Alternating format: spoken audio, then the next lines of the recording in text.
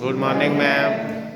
Today I am going to teach you regarding the filling of online form for the placement for any competitive exam or any test. आज मैं आप लोगों को ये बताने वाली हूँ कि आप कोई भी ऑनलाइन फॉर्म को कैसे फिलअप करेंगे।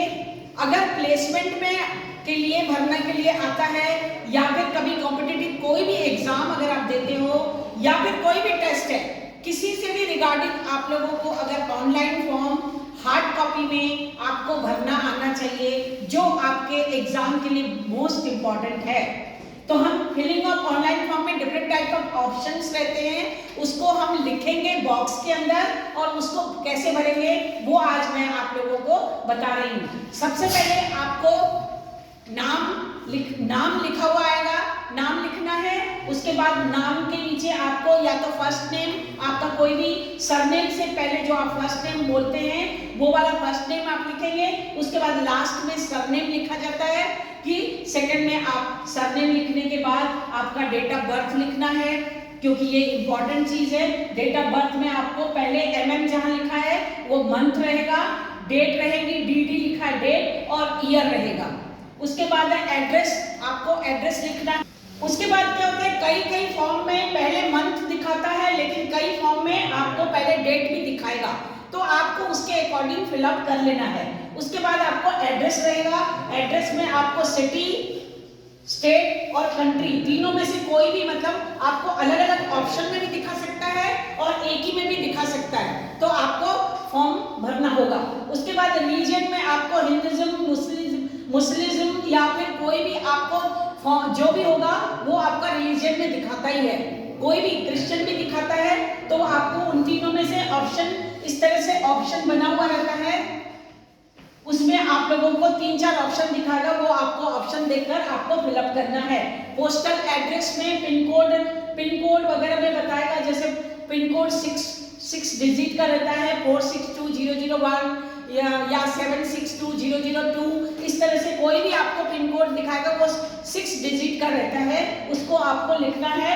नेशनलिटी में आपको इंडिया या फिर आप बाहर की नेशनलिटी आपकी, आप लोगों के जिस भी आधार कार्ड में जिस तरह से लिखा होगा वो आपको लिखना पड़ेगा।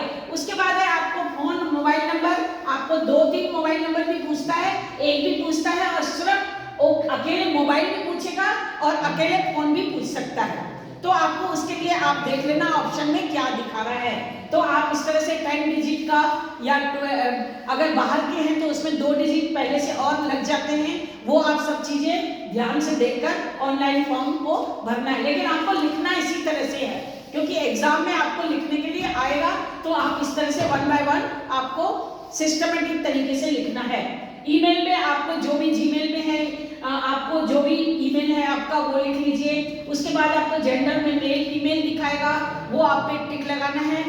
उसके बाद एजुकेशनल क्वालिफिकेशन में आपको 10+2 डिप्लोमा, और अगर आपने ग्रेजुएशन कर लिया है तो ग्रेजुएशन का भी दिखाता है, ठीक है ना।